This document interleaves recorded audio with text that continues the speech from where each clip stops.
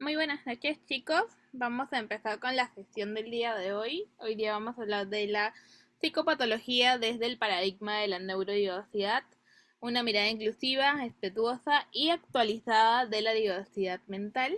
Mi nombre es Scarlett Colmenares, soy psicóloga especializada principalmente en lo que son trastornos del neurodesarrollo y estoy cursando actualmente un posgrado en neurodiversidad. Los objetivos de la sesión del día de hoy son cuatro principalmente, ¿sí? Comprender los principios del paradigma de la neurodiversidad, cuestionar la patologización de las diferencias neurocognitivas, analizar los llamados trastornos mentales desde una mirada contextual, humana y basada en fortalezas, y proponer un enfoque ético para el abordaje psicopatológico. ¿Sí? Vamos a encontrar una forma distinta de poder comprender cómo estos trastornos, la forma en la que nosotros como psicólogos comunicamos, evaluamos, ¿sí? Y también realizamos terapias, puede cambiar mucho desde el paradigma de la neurodiversidad, sobre todo en el trato hacia el paciente. Bien, primero vamos a comenzar un poquito con lo básico, ¿sí? ¿Qué es la neurodiversidad? ¿Sí? Este término fue acuñado en 1998 por Judy Singer y se refiere a la variabilidad natural del cerebro humano. Esto incluye autismo, el TDAH, la dislexia, Tourette, bipolaridad, trastornos esquizoides, paranoides, etcétera. ¿Sí? Eso implica cualquier variación que exista a nivel neurológico del cerebro es neurodiversidad. ¿Sí? Los más conocidos, si bien son el autismo, el TDAH, no son los únicos que se encuentran dentro de neurodiversidad como tal, sino vamos a ver una cantidad infinita de trastornos, según el DSM, que vamos a encontrar dentro de ellos. ¿Sí? Y vamos a rechazar desde la neurodiversidad el enfoque normal versus patológico. ¿Sí? Ya no vamos a estar hablando de un cerebro sano y de un cerebro enfermo, ¿no? Sino vamos a ver variabilidades en las neurologías del cerebro. La neurodiversidad no es un problema a resolver, sino una realidad a comprender. Esta frase es la base de cómo se desarrolla el paradigma de la neurodiversidad. A partir de ello, nosotros lo que vemos es una diferenciación, como ya les había comentado antes, ¿sí? Sobre cómo se da el proceso de poder entender al paciente, de poder evaluarlo, de poder realizar intervenciones con él, no desde una mirada patologizante, sino desde una mirada comprensiva, alentadora y de acompañamiento. Vamos a conocer algunos principios del paradigma de la neurodiversidad, ¿sí? Estos primeros cuatro, que son la variabilidad natural, el que fomenta la inclusión, la promoción de la aceptación y el cambio cultural. Primero, la variabilidad natural. ¿Sí? Esto se refiere a que las diferencias cerebrales no deben ser vistas como patologías.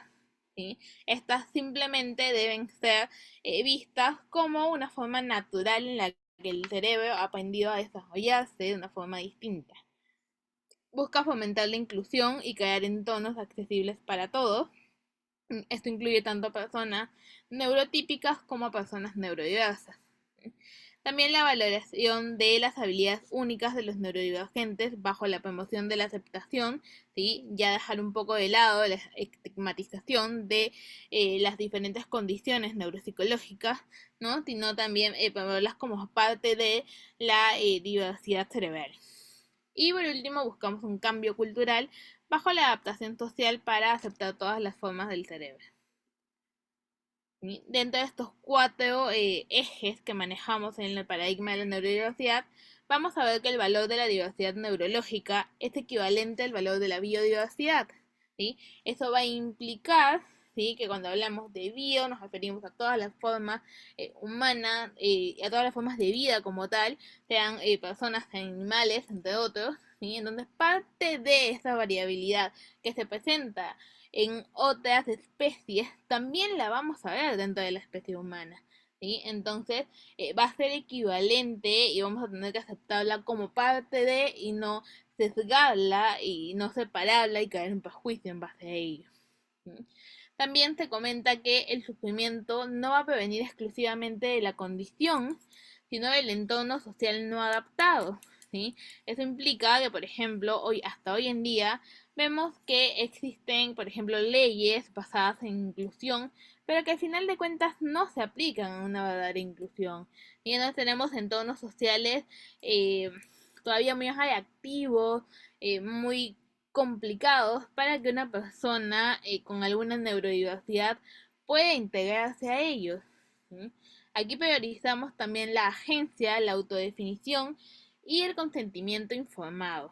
Más adelante vamos a ver que el consentimiento informado es continuo, no es ese documento que nosotros presentamos en la primera sesión antes de comenzar a evaluar al paciente, no, sino que a medida que vamos a ir avanzando con ese paciente, ese consentimiento informado se va a mantener de forma activa y no pasiva, ¿sí? Y en cuanto a la priorización de la gente y la autodefinición, nos referimos principalmente a que la persona tiene la potestad de poder sentirse cómodo o no con los resultados que se van deviniendo en base a una evaluación, en base a una intervención, ¿sí? No es un paciente toma un rol activo en lo que es tanto su diagnóstico como su intervención. Y por último, se promueve el acompañamiento en el lugar de la corrección, ¿sí? Por ejemplo, cuando vemos modelos biomédicos, nos vamos a dar cuenta de que se centran en corregir diferentes eh, falencias o habilidades no muy bien desarrolladas en los pacientes, ¿sí? Y al centrarse en ello, lo que busca es corregirlo. ¿Sí? ¿Por qué? Porque se cree que existe un problema y a través de infinidad de terapias se busca corregir para que esa persona pueda ingresar de forma adecuada dentro de la sociedad. ¿Sí? Sin embargo, desde la mirada del paradigma de la neurodiversidad, nos vamos a dar cuenta de que eso es diferente. ¿Sí? Entonces, acá se promueve un acompañamiento para el entendimiento de la persona neurodivergente. También lo que se busca es que esta persona pueda crear herramientas por cuenta propia, ¿sí? Y que exista nada más una persona que le ayude, que le guíe en ese proceso, más no una persona que busque tratarlo y corregirlo como si tuviera una enfermedad. Bien. Y acá hacemos una crítica a la psicopatología tradicional, ¿sí? Que se centra principalmente en lo que es el modelo biomédico, entre los modelos que hemos visto en algunas sesiones anteriores, ¿sí? Principalmente el reduccionismo. Cuando hablamos de un modelo biomédico, vemos que este modelo reduce a la persona a una enfermedad o defecto a tratar, ignorando su potencial, ¿sí? Y hablamos de lo que es la patologización de la persona y que ésta se va a reducir simplemente a su etiqueta diagnóstica. Muchas veces vamos a ver que, por ejemplo, si una persona tiene TDAH, entonces todo lo que tenga esa persona a nivel médico, a nivel cognitivo, a nivel emocional, está relacionado con el TDAH. ¿Sí? Todo se reduce a ese diagnóstico como tal, cuando la realidad es que existen muchísimas variables que pueden estar afectando alguna otra habilidad, alguna otra dimensión del paciente. También existe una gran estigmatización, ¿sí? Etiquetas a las personas como enfermas o deficientes, lo que puede generar exclusión o promover la exclusión que ya tenemos. ¿Sí? Por ejemplo, el tratar, por ejemplo, a las personas autistas, a las personas con deficientes mentales, ¿no? O sea, cuando ya utilizamos el término de deficientes mentales, en vez de personas que tienen de repente una variabilidad en el cerebro, en la forma en la que procesan, ya estamos creando un sesgo, ya estamos generando exclusión. ¿Sí? Y por último, la falta de enfoque social, ¿sí? El modelo biomédico no aborda las causas sociales y culturales de los trastornos, ¿sí? Sino que se centra principalmente en emitir un diagnóstico y seguir un tratamiento que para muchas personas, sobre todo en Perú, es casi imposible poder lograrlo, porque implica una amplia cantidad de medicamentos, de terapias, y las terapias son carísimas, los medicamentos son caros, hay medicamentos que al mes te pueden costar 300, 400, 500 soles. ¿sí? Y claramente la cantidad de población que puede acceder a eso es mínima, ¿no? Entonces existe una falta de enfoque social porque no te brindan herramientas realistas en cuanto a tu contexto, tanto cultural como económico como social. Bien. Otras de las cosas que se le critica a la psicopatología tradicional son los modelos biomédicos dominantes, reduccionismo y medicalización excesiva. ¿Sí? Sobre todo vamos a ver en procesos psiquiátricos que entra un medicamento, luego son dos, luego son tres, luego son cuatro. ¿Sí? Entonces, ¿por qué? Porque uno cogéis que el segundo cogéis que el tercero y el tercero cogéis que el cuarto. Y es así como terminas con un paciente con altos medicamentos, con un montón de efectos secundarios, ¿sí? Y ninguna solución para su problema, porque al centrarse solamente en el modelo biomédico, se deja muy de lado el trabajo con el psicólogo y solamente se trabaja en base al psiquiatra. ¿Sí? Entonces, los factores emocionales, los factores cognitivos no se están tratando.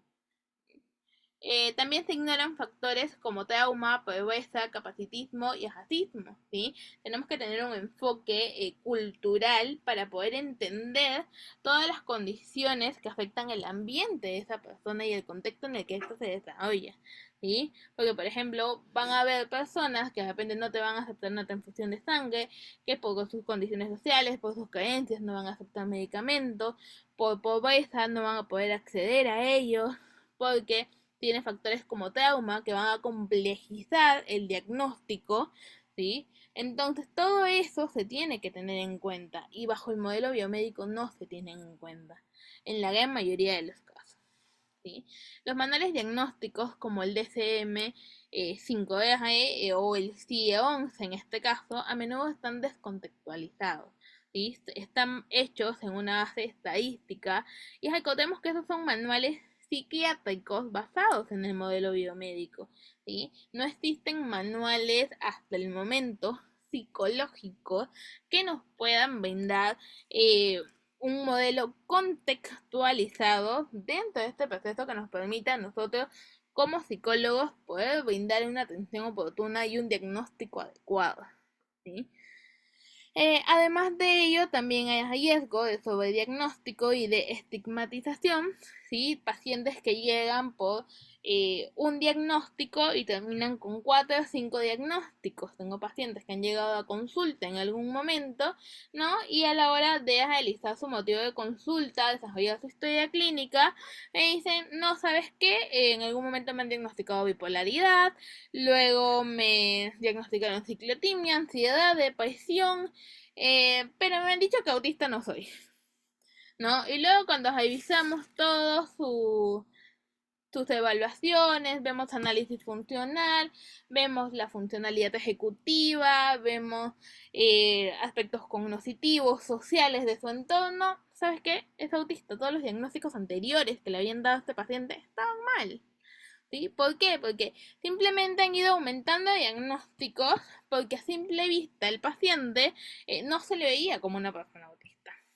¿Vale? Entonces, ¿por qué? Porque le hacían una evaluación simple o simplemente se basaban en lo que era la observación clínica al ojo médico y aquí simplemente no hay un diagnóstico, no había una comprensión adecuada de cómo hacer un diagnóstico. ¿Sí? Y esto pues obviamente aumenta los procesos de estigmatización porque no todo se ve como ellos quisieran que se vea. Diagnóstico y etiquetas. Arma de doble filo. ¿Sí? Estamos muy acostumbrados, y esto es algo que ya viene mucho desde la formación universitaria, ¿sí? Que lo primero que se le enseña al estudiante es a diagnosticar. Se le enseña una serie de pruebas, se le enseña psicometría, ¿no? Y muchas de esas pruebas están descontextualizadas.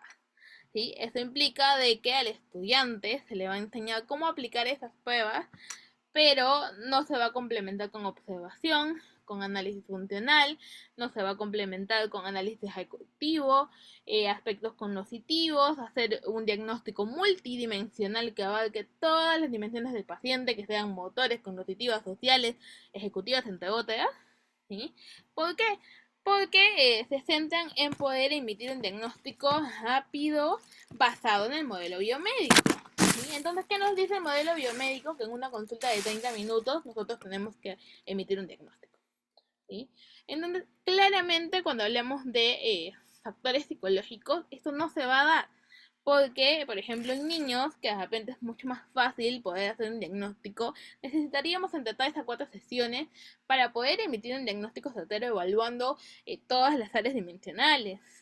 Sin embargo, en adultos, donde por ejemplo tenemos el masking más marcado, probablemente necesitemos 6 hasta 8 sesiones para poder evaluar adecuadamente y quitarnos de repente del masking que han generado estos pacientes a lo largo de sus años con habilidades que ha podido desarrollar para sobrevivir en el contexto social en el que se encuentran, ¿sí? Y poder emitir un diagnóstico válido y correcto para ello, y con el que el mismo paciente pues se pueda sentir identificado. Entonces, parte de ello es el problema de las etiquetas del diagnóstico, ¿sí? El diagnóstico puede ser útil para acceder a apoyos, pero también puede generar estigma. Por ejemplo, un adulto autista no accede a apoyos por no parecer autista. ¿Sí? Entonces, por ejemplo, vemos situaciones en las que tenemos a pacientes adultos que ya pasaron su evaluación, ¿no? Ya se les emitió un diagnóstico, pero, por ejemplo, luego llegan a una evaluación con un médico rehabilitador, ¿sí? Para poder sacar su certificado de discapacidad, como la ley lo manda, y lo que hace, bajo el modelo biomédico, es mirarlo de arriba abajo, hacerle unas cuantas preguntas e invalidar el proceso psicológico que se le hizo junto con las pruebas, ¿no? Que fueron exhaustivas, que fueron largas, porque a simple vista la persona no es autista, no parece autista, entonces no puede acceder a los apoyos que le pueda brindar el Estado. ¿Sí? También tenemos la importancia del lenguaje. Persona con autismo versus persona autista. Eso, por ejemplo, se ve ahorita mucho en la comunidad autista, que es donde más se está marcando. ¿Sí? Porque una cosa es el diagnóstico clínico y otra cosa es el diagnóstico identitario. A veces estos van de la mano y a veces puede que no. Ahora, ¿cuál es la diferencia entre el uno y el otro? Un poco entender que existen condiciones neurológicas que nunca se van a ir. Por ejemplo, cuando hablamos de autismo, en este caso, ¿sí? Lo que se puede manejar de una u otra forma son las mejoras dimensionales. ¿Sí? Eso implica de que de repente en aspectos sociales yo estoy en un nivel ahora muy bajo y puedo mejorar mis habilidades sociales, puedo mejorar mis habilidades cognitivas, ejecutivas, etcétera. Sin embargo, yo nunca voy a dejar de ser autista. ¿Sí? El autismo viene conmigo, no me lo voy a quitar, no viene aparte. Entonces, yo no soy una persona con autismo, no vengo con algo más, ¿sí? Yo soy una persona autista, está dentro de mí y va a estar ahí toda la vida. ¿Sí? Entonces, parte de lo que busca el diagnóstico clínico es que este viene a ser asignado por un profesional bajo los criterios del DSM o el CIE y está enfocado tanto en síntomas como en disfunciones. A diferencia de un diagnóstico identitario, que es asumido por la persona como parte de su identidad, como por ejemplo el autismo. Y este surge muchas veces por autoexploración, comunidad o experiencia vivida. ¿Sí? Actualmente existe una ola muy grande de pacientes adultos que llegan a consulta psicológica para poder recibir una evaluación en neurodesarrollo, sea en autismo, en TDAH o cualquier otra condición del neurodesarrollo, ¿sí? Porque se sintieron identificados de repente con un video de TikTok, por un post que vieron en Instagram. Entonces, había algo que les resonaba y comenzaron a averiguar más al respecto. a llegar al punto en el que dicen, ¿sabes qué? Necesito que me evalúe un psicólogo, necesito que me evalúe un neurólogo, porque hay algo acá que sí me suena y algo que probablemente me siento identificado, ¿sí? Entonces, asume ello como parte de su identidad y lo que nos permite el diagnóstico identitario es complementar con un diagnóstico clínico para asegurar, ¿sí?, que ese diagnóstico sea el correcto. Porque a veces pasa que también llegan a consulta, de repente algunos clientes que se sienten identificados de repente con un TDAH, pero al final son autistas o viceversa. ¿Y por qué? Porque existen muchas características similares. ¿Sí? Entonces, eso es lo que pasa dentro de lo que es consulta.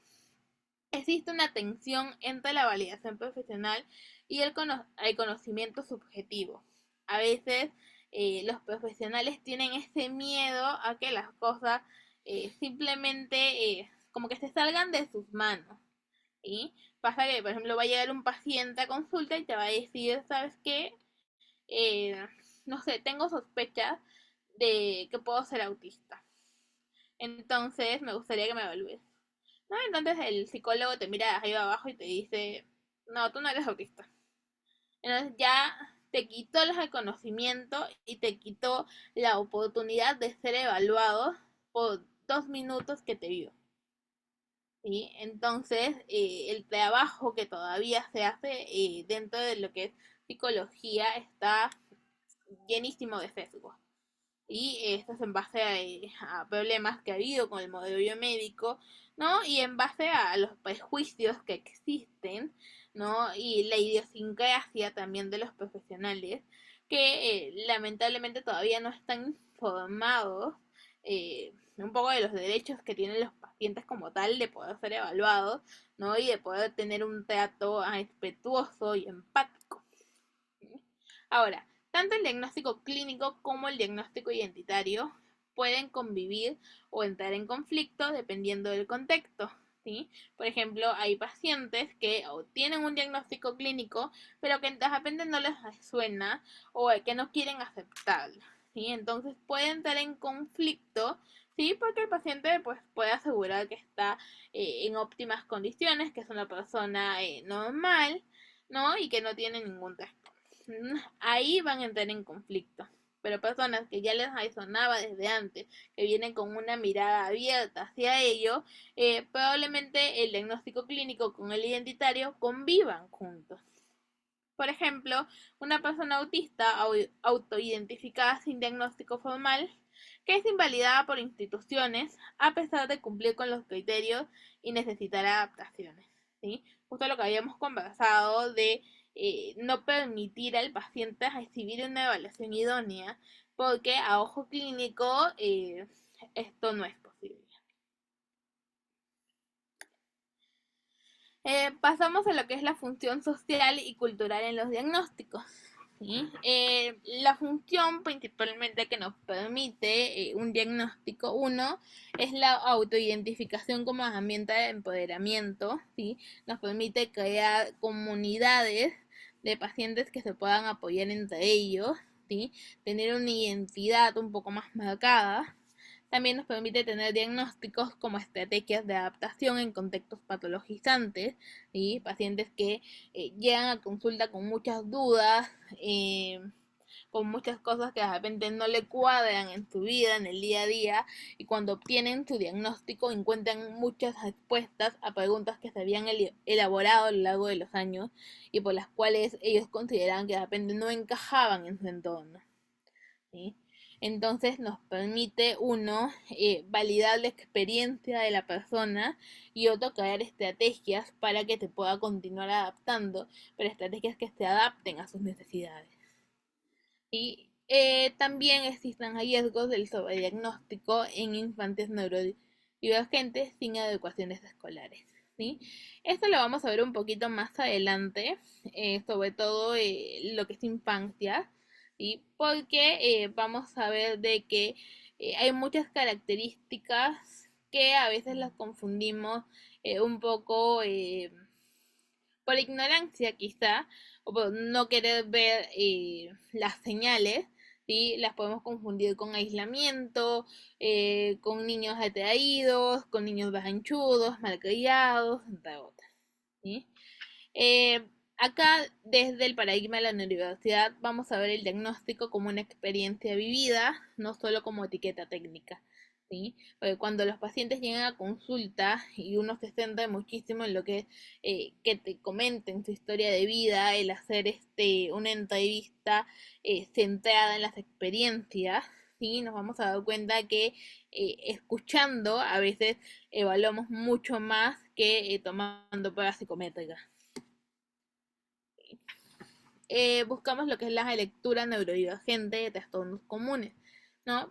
Los más conocidos, entre ellos vamos a ver, por ejemplo, el autismo, donde la forma en la que comunicamos la información también va a ser muy importante, ¿sí?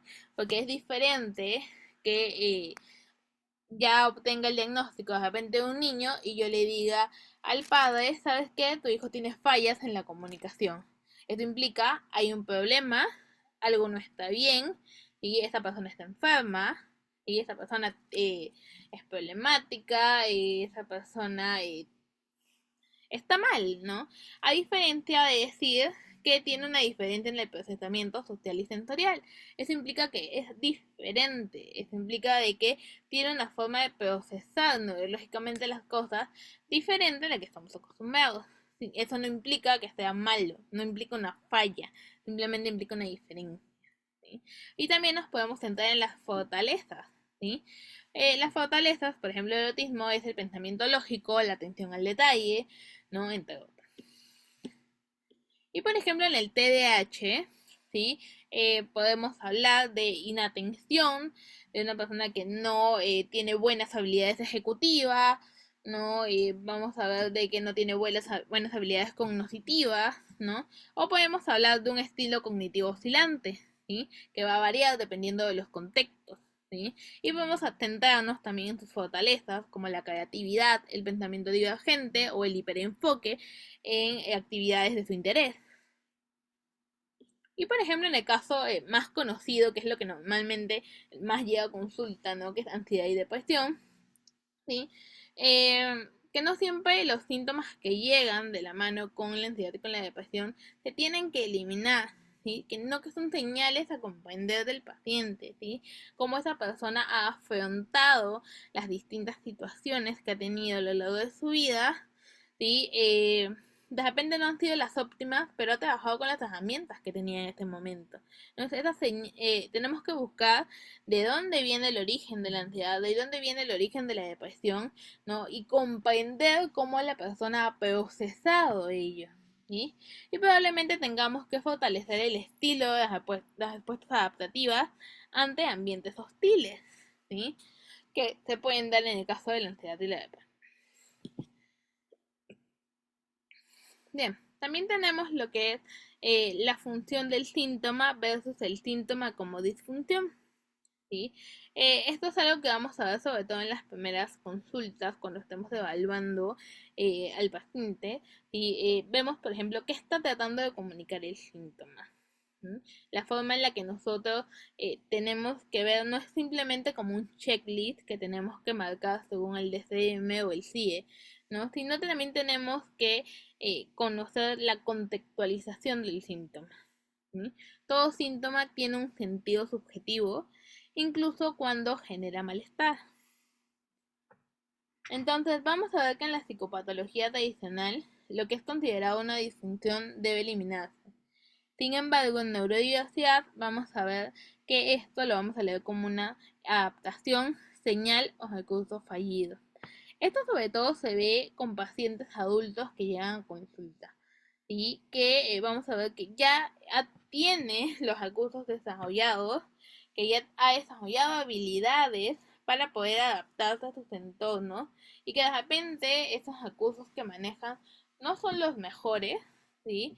De repente por ahí hay habilidades que todavía les falta trabajar, les falta fortalecer, ¿sí? Entonces, en estos aspectos, lo que vamos a ver es conocer cómo ha desarrollado esas habilidades y en base a qué síntoma ha tenido que desarrollar esas habilidades, ¿sí? También tenemos lo que son las preguntas orientadoras que nos sirven muchísimo para tener en cuenta, para conocer bien la sintomatología. ¿Sí? Como por ejemplo, ¿qué intenta proteger la persona? Por ejemplo, llegan pacientes que lo que hacen es, por ejemplo, tienen muchas cosas que hacer durante el día, ¿no? Y tienen una serie de deberes que resolver. Entonces, esta persona lo que hace, porque es muy procrastinadora, compensa a última hora amaneciéndose, ¿sí? Para poder completar las tareas, ¿sí? Porque no quiere que sus compañeros piensen que es una persona floja, que no cumple, que no es responsable, que sus jefes la puedan despedir, entre otros, ¿no? Entonces, ¿qué está protegiendo a la persona? Uno, su reputación. Otro, que no la vean mal y que sea juzgada o criticada por su entorno. Entonces, ha desarrollado algunas habilidades alternas que de repente no son las más adecuadas porque interrumpe horas de sueño, porque genera mayor ansiedad, genera mayor estrés, entre otros, pero ha desarrollado un recurso. Que el recurso no sea el mejor no implica que no lo haya desarrollado a lo largo de los años. ¿Sí? ¿Cómo este síntoma ayudó a sobrevivir en determinado contexto? ¿Sí? Nos tenemos que conocer la sintomatología, de dónde vienen esas características, de dónde vienen esos recursos, adaptaciones que han venido a lo largo de los años, ¿no? También se ven niños, ¿sí? A veces simplemente nos dedicamos a hablar con los padres en vez de hablar con el mismo niño cuando ya tienen la capacidad de poder comunicarse y de poder entender esos recursos que a veces no los dicen por vergüenza o porque no son los más correctos, porque a veces de repente pueden ser a través de mentiras, a través de copiar en un examen, ¿no? Pero ha desarrollado recursos. ¿Sí? Por ejemplo, ¿qué necesidad insatisfecha expresa, no? Hay habilidades que se han venido desarrollando por esas necesidades que no han sido resueltas porque no tienen las adaptaciones adecuadas. Entonces, ya no tenemos que ver el síntoma como una disfunción, sino ver la función que ha tenido el síntoma para esas adaptaciones que ha generado la persona a lo largo de la vida. ¿Sí? Entonces, dentro de esto, vamos a ver lo que es una lectura funcional versus una lectura patologizante. ¿Sí? Pues ya hemos pasado un poco a la parte de, digamos, el informe, ¿no? Cuando ya hemos evaluado a nuestro paciente, ya tenemos resultados, ya tenemos diagnóstico, ¿no? Entonces, una lectura patologizante sería, la ansiedad es un trastorno de regulación emocional. Y una lectura funcional sería que la ansiedad es una respuesta sostenida a contextos que no validan mis necesidades o mis límites. Entonces se dan cuenta la forma en la que describimos un poco las condiciones. ¿Sí? En la primera estamos hablando de una enfermedad, ¿sí? Que es algo que domina a la persona. Y en la segunda, lo que vamos a ver es una respuesta totalmente diferente, porque es algo que la persona ha tenido que desarrollar para poder adaptarse a un contexto. ¿Sí? Entonces, parte de ello es un poco darle esa validez a la persona de que esa condición que ha desarrollado a lo largo de los años ha venido a raíz de eh, un contexto ambiental, un contexto social, ¿no? Que tiene que afectar dentro de ello, porque no todo simplemente es neurológico, no todo simplemente es fisiológico, sino también el ambiente influye muchísimo.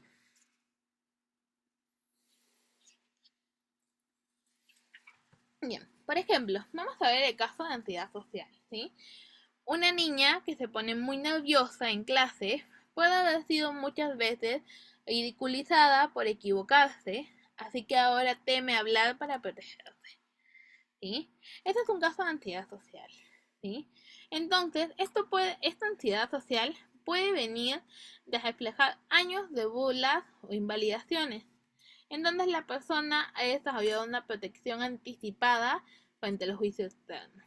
Esto implica que esta persona ya llega al punto de la evitación porque ya sabe que va a venir esta consecuencia. no es la forma en la que ha podido generar un recurso para ello, es a través de la ansiedad social, ¿sí? Entonces, ¿qué le dice su sistema nervioso a ella? No salgas porque ya sabes que vas a salir y se van a burlar de ti, te van a invalidar, te van a ir, ¿no? Te van a hacer llorar, te van a hacer enojarte, entre otros. Entonces, la ansiedad ha sido consecuencia de todos esos años de invalidación. ¿Sí? Entonces, de ahí viene el contexto en el cual se ha desarrollado esta condición. Por ejemplo, acá, un adolescente que se aísla puede estar abrumado por demasiadas exigencias o estímulos. No está necesariamente deprimido, solamente puede estar buscando calma. ¿Sí? Este es un caso de aislamiento o retraimiento, ¿sí? Que es una posible señal de sobrecarga sensorial o necesidad de autorregulación. Y no es necesariamente depresión, ¿sí?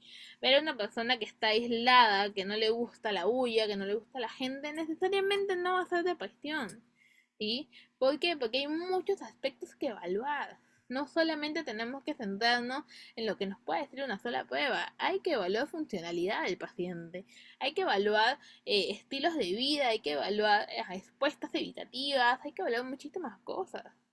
¿Sí? Entonces, con una sola prueba, lamentablemente, no podemos emitir un diagnóstico. No basta la historia clínica y una sola prueba. Que eso es lo que nos han enseñado. Tú tomas una prueba y emites un diagnóstico. No es así. En la vida real hay que evaluar muchísimo más. El ser humano es complejísimo. ¿Sí? Por ejemplo, vamos a ver este tercer caso acá. Un niño que interrumpe o grita en clase tal vez siente que nadie lo escucha o que todo lo que le interesa es ignorado. Entonces probablemente ahí veamos conductas disruptivas en la niñez. Muchas veces son intentos de recuperar el control en entornos desregulados o autoritarios, donde el punto de vista del niño no importa, ¿sí? Donde lo que vale es la opinión del adulto. Y a pesar de que el niño no esté de acuerdo, el adulto manda. ¿Sí? Entonces no siempre va a ser malcriadez o berrinche. No digo que nunca tampoco, porque puede que haya situaciones. ¿Sí? Pero hay que evaluar si es que verdaderamente te está dando por malcriadez o por berrinche, o existen las conductas disruptivas porque el contexto en el que se encuentra el niño lo ha obligado a generar ese tipo de conductas para poder ser validado, para poder ser visto y que su opinión cuente. Y por último, el último casito que tenemos acá, un joven que parece distraído en clase, quizá no está desmotivado. Puede ser que su mente esté trabajando de forma diferente, con otras prioridades o estilos de atención. Hablemos de un caso de inatención en el aula, ¿sí? Eso no implica una falta de capacidad, sino que de repente implica un desajuste cognitivo y exigencia del entorno. De repente la exigencia que le pide el entorno es muy baja o es muy alta para las capacidades y las habilidades que tiene ese niño o esa joven, ¿sí? Puede que de repente él tenga mejores habilidades en otras materias, ¿sí? Y que le falta reforzar esa materia, le falte una mejor exigencia del entorno, le falte reducir la exigencia del entorno, de repente la forma en la que le enseñan, la forma en la que él aprende, no están yendo de la mano, ¿sí? No necesariamente hay que emitir un diagnóstico, ¿sí? Algo que estamos muy acostumbrados como psicólogos es que sí o sí necesitamos emitir un diagnóstico. ¿Sí? Una evaluación inicial que se realiza con un paciente no tiene que tener como objetivo etiquetar al paciente, ¿sí? Sino tiene que tener como objetivo conocer sus capacidades y conocer las habilidades de mejora que todavía tiene que desarrollar, ¿sí? Porque lo que se busca es que el paciente pueda tener una vida óptima e independiente, ¿sí? No que el paciente viva con una etiqueta diagnóstica toda su vida. ¿Sí? Sino centrarnos en las habilidades a reforzar, ¿sí? Centrarnos en las dimensiones que hay que mejorar, ¿sí? Más que centrarnos en una etiqueta diagnóstica que no le va a servir para nada. Algunas claves para lo que es intervención es explorar el origen relacional y ambiental del síntoma, ¿no? Lo que habíamos conversado. No todo síntoma tiene el mismo origen, ¿sí? Podemos tener 20 pacientes con el mismo síntoma ansioso, pero no, estos 20 pacientes no van a tener el mismo contexto, no van a tener el mismo ambiente, no se van a desarrollar igual, no van a responder igual a los mismos estímulos, ¿sí? Cada uno va a variar. Hay que abordar el malestar sin invalidar la función subjetiva que tuvo. Recordemos que el malestar muchas veces no viene de la propia condición, sino probablemente viene del entorno no adaptado, ¿sí? Y tampoco hay que invalidar la función subjetiva que tuvo. Eso implica que no hay que invalidar a la persona que tiene esa condición, ¿no? Sino también conocer que ese paciente ha venido trabajando con las habilidades que ha tenido, ¿sí? Con lo que ha podido, con las herramientas que ha desarrollado para poder concretar ello. También lo que se busca es priorizar el sentido personal del síntoma más que su clasificación. Y eso implica que hay que escuchar al paciente. ¿Sí? No podemos centrarnos simplemente, ¿sabes qué? Te tomo una primera sesión de historia clínica y de ahí nunca más converso contigo hasta tu entrega de resultados. A esto nos vamos a pasar haciendo pruebas y pruebas y pruebas. No, tenemos que priorizar cómo esa persona tiene ese contexto de vida, por qué ha tomado esas decisiones, cómo reacciona a cada una de las evaluaciones que tenemos. Tenemos pacientes que se ponen súper nerviosos con cada evaluación, porque implica que se les está juzgando, que se les está tomando una nota, que cada prueba que toman les está poniendo a prueba alguna habilidad que ellos de repente sienten que no la han desarrollado del todo bien. ¿Sí? Entonces también tenemos que priorizar el cómo el paciente se siente con cada una de las pruebas a las que se les aplica. ¿Sí? Y lo que se busca también es fomentar recursos alternativos que cumplan la misma función de la forma más sostenible, ¿sí? Esto implica de que, como ya hemos visto, muchos pacientes que llegan a consulta generan muchas herramientas que de repente no son del todo adecuadas para la condición que presenta.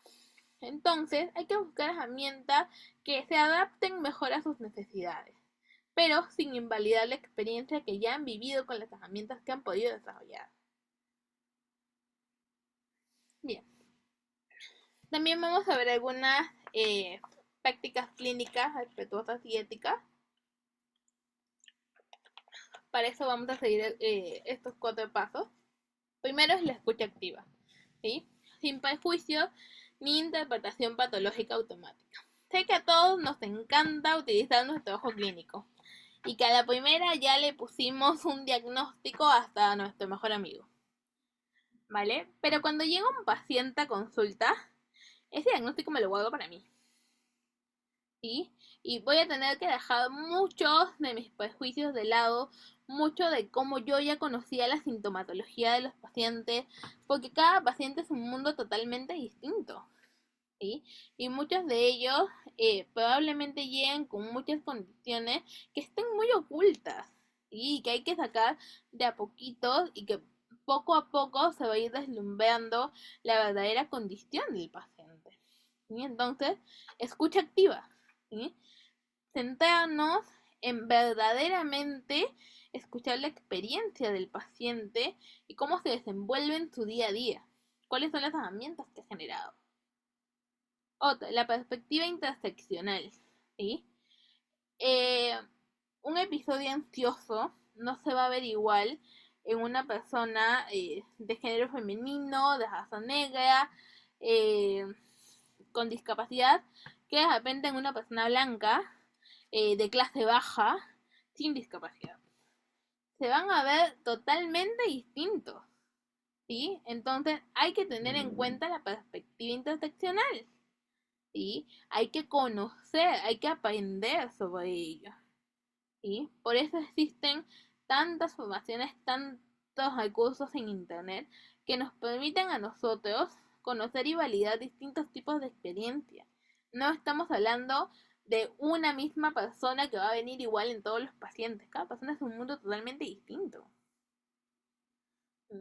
La co-construcción disculpa, el consentimiento informado. Como ya habíamos visto inicialmente, este tiene que ser un proceso dinámico, no un trámite único. ¿Sí? No es que yo simplemente tengo mi papelito, se lo presento al inicio del paciente y desde ahí todo lo demás que yo haga en mis sesiones, el paciente ya lo aceptó, porque ya está en tu consentimiento informado. No. Cada vez que avancemos con el paciente y veamos que de repente los recursos que estamos utilizando puedan ser incómodos para el paciente, hay que buscar un nuevo consentimiento informado. Scarlett, ¿eso implica de que tengo que hacer un nuevo documento? No. Eso implica que el consentimiento tiene que ser, puede ser de forma verbal incluso, ¿sí? Pero a cada paso que avancemos, el paciente tiene que estar de acuerdo con cómo se están dando estos pasos, cómo estamos avanzando, ¿sí? Y también validar su experiencia en este proceso, porque la persona está ahí aprendiendo muchas cosas que de alguna forma habían hecho que funcionaran con las herramientas que generó. Y por último, el paso 4, que es la co-construcción del sentido. ¿Sí? El terapeuta no interpreta, acompaña. ¿Sí? No es que cada cosa que yo vea de mi paciente, yo mismo voy a hacer una evaluación en mi cabeza, voy a emitir un diagnóstico, no, es que esto no debió ser así, esto debió ser así, que debiste moverlo de esta manera, que debiste hacer esto. No, acompaño el proceso. ¿Sí? Si bien el terapeuta puede servir como guía, ¿sí? No es un ente superior. No, es un ente que valida la experiencia, que acompaña desde la empatía y desde la responsabilidad que implica la carrera de psicología con personas, con vidas, ¿sí? Y que cada vida tiene todo un mundo dentro.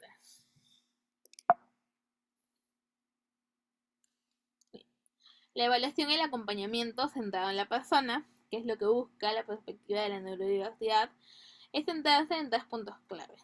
¿Sí? Primero, la historia de vida como base diagnóstica, no solamente la aplicación de pruebas psicométricas o proyectivas o las que utilicen dentro del enfoque que manejen. ¿Sí? También busca una evaluación contextual, ¿sí? Por ejemplo, qué dice el entorno de esta experiencia, y lo que busca es un acompañamiento en narrativas identitarias, no corregir, sino acompañar. Por ejemplo, una evaluación de entidad en una persona autista considerando un entorno sensorial. ¿Sí? Eso es lo que les venía diciendo, ¿no? Por ejemplo, no todas las personas con ansiedad van a tener el mismo contexto, van a tener la misma respuesta a diferentes estímulos. ¿Sí? Entonces, hay que entender los diferentes condiciones, trabajar de la mano todo, porque cada dimensión va a ser un mundo. Cada dimensión, estemos viendo el área cognitiva, el área funcional, el área ejecutiva, etcétera. Vamos a ver que cada una de ellas va a responder muy distinto y probablemente incluso en temas de evaluaciones para poder acompañar verdaderamente y de forma adecuada al paciente, ¿sí? Y validar esa experiencia. Y bueno, algunas herramientas que están alineadas con la neurodiversidad son las entrevistas narrativas, ¿sí? Por ejemplo, cuando evaluamos TH utilizamos el DIA 5, ¿sí? Que es una entrevista que nos permite escuchar muchísimo al paciente. En pruebas como el A22 también nos permiten mucho tener esa experiencia de poder conversar, no simplemente ¿cómo se llama tu mamá? ¿Cuál es tu apellido? ¿Cuáles son las enfermedades que has tenido? No, sino que verdaderamente nos permite conocer la experiencia de vida. ¿Sí? Los modelos de evaluación funcional y ecológica también nos permiten conocer cómo se desarrolla esa persona en las diferentes dimensiones de la vida. ¿Sí? Tenemos lo que son las intervenciones colaborativas basadas en fortalezas. Recordemos que nosotros como psicólogos no somos los únicos intervinientes. Probablemente también por ahí entre el terapista ocupacional, el de lenguaje, eh, el terapista físico, el psicopedagogo, entre otros. ¿Sí? Entonces, trabajar interseccionalmente obviamente nos permite sumar muchísimo más y encontrar verdaderas mejorías en las habilidades de los pacientes. ¿Sí? Y también tener un enfoque culturalmente sensible y antiadultista. ¿Sí? Pasa mucho, sobre todo en infancia, cuando trabajamos con ellos, de que en algún momento el padre o la madre de esa infancia se vuelve el centro del mundo. ¿Sí? Padres que por mi gran culpa, tienen un hijo que es autista o que tiene alguna condición neurológica que no le permite desarrollar sus habilidades de forma en la que ellos quisieran, pero es el padre el que sufre, es el padre el centro del mundo, ¿no? Entonces vemos padres que sufren, que invalidan a personas con las mismas condiciones, que no reaccionan de la misma forma que sus hijos, ¿no? Y al final son ellos diciendo, no es que mi hijo es así, no es que yo sé cómo es, no es que yo lo otro. ¿No? Invalidan totalmente la experiencia de la propia persona que tiene la condición, ¿sí? Lo que busca el enfoque de la neurodiversidad es centrarse en la persona con la condición, con la familia como acompañamiento que suma, sin embargo, no centrarse en el adulto cuidador, porque para ello existen otro tipo de abordaje psicológico para centrarse en los cuidadores como tal. ¿Sí? Y bueno, les dejo acá una pequeña experiencia práctica, eh, un poco para que reflexionemos un poquito, ¿no? ¿Cómo habría cambiado tu experiencia clínica si te hubieran escuchado más y etiquetado menos? Tómate unos minutos para pensar en una situación en la que te sentiste juzgado, incomprendido o etiquetado de forma reduccionista. ¿Qué habría cambiado si te hubieran escuchado más, si te hubieran hecho preguntas con respeto o si tu forma de ser hubiera sido vista como una diferencia válida? De repente, muchos de ustedes, de repente algunos no, han pasado alguna vez por algún proceso psicológico. Y estoy segura que más de uno de ustedes ha pasado por un mal proceso psicológico. Y donde de repente no fueron escuchados de la forma en la que les gustaría haber sido escuchados. Tómate unos minutos para pensar en ella. ¿Qué hubiera pasado si eso hubiera sido distinto? ¿Sí? Si en verdad te hubieran escuchado, si te hubieran hecho preguntas con respeto y si tu forma de ser hubiera sido vista como una diferencia válida. Por ejemplo, durante muchos años yo me sentí profundamente incómoda en contextos sociales. Me agobiaron los oídos y necesitaba rutinas para funcionar, pero nadie lo veía. Me dijeron que era muy sensible, que pensaba demasiado y que debía dejar de complicarme. Pasé por terapeutas que querían cambiar cómo me comportaba sin preguntarme cómo me sentía. Mi historia no fue escuchada, fue interpretada desde lo que ellos creían que debía hacer. Cuando recibí el diagnóstico de autismo ya adulta, fue como si todas las piezas encajaran. El diagnóstico a mí no me limitó, me explicó, me organizó y me devolvió voz.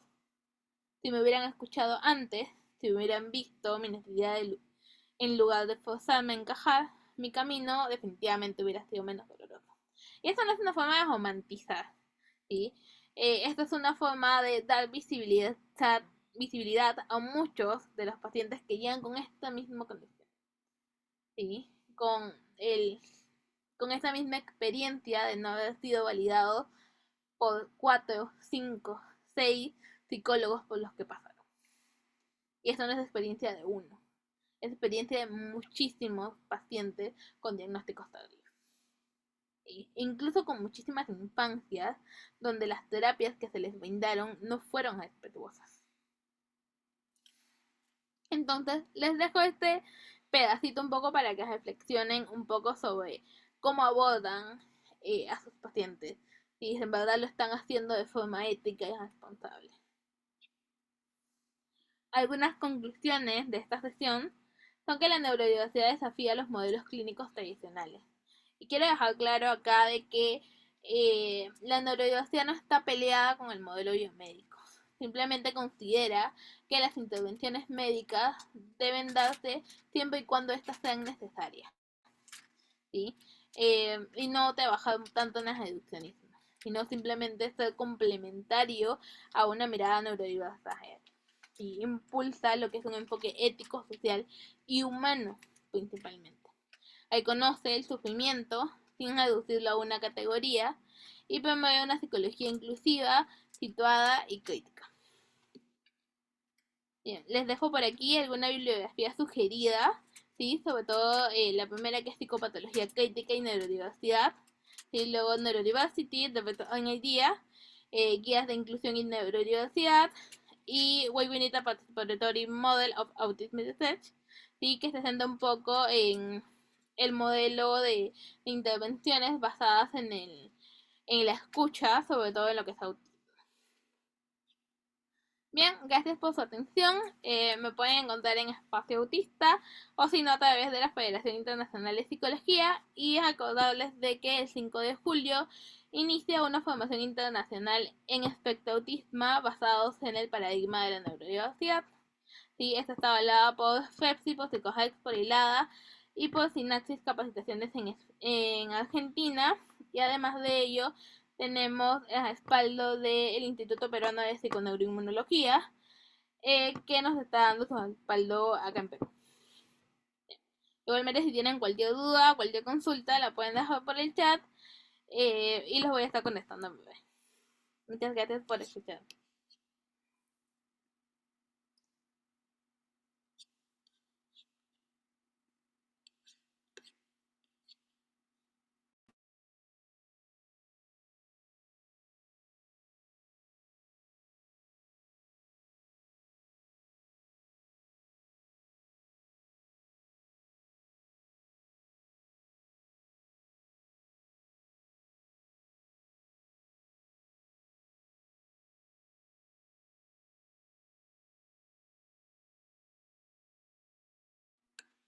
Gracias, chicos. Recuerden que los certificados se van a estar enviando para los que han adquirido el día viernes. Igualmente, si aún desean adquirir su certificado, lo pueden hacer por el grupo de WhatsApp. Por ahí vamos a estar enviando ahora el link para que puedan llenar el formulario en caso deseen adquirir el certificado. Muchísimas gracias, chicos. Hasta luego.